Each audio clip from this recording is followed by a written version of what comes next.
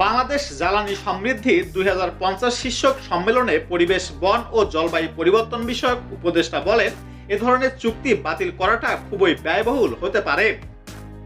রিজওয়ানা বলেন, চুক্তি বাতিল করা সহজ নয়। নাইকো চুক্তি বাতিল করতে আন্তর্জাতিক পর্যায়ে যেতে হয়েছে। তবুও অন্তর্বর্তীকালীন সরকার চ্যালেঞ্জটাকে নিয়েছে। এখন বিদ্যুৎ চুক্তিগুলো পর্যালোচনা করা হবে।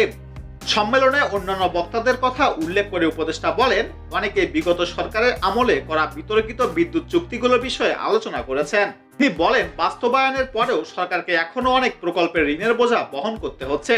যেসব প্রকল্প বাস্তবায়ন হয়ে গেছে সেগুলো ঋণের বোঝাও টানতে হচ্ছে, বসিয়ে বসিয়ে টাকা দিতে হচ্ছে। আবার একই সময় জ্বালানি রূপান্তরেরও একটা চাপ আছে। যে ধরনের অসম চুক্তি রয়েছে, অস্বাভাবিক খরচে করা হয়েছে, তার দায় বহন করতে হচ্ছে। ড্যামেজ কন্ট্রোল করতেই সরকারকে অনেকটা সময় লেগে যাচ্ছে।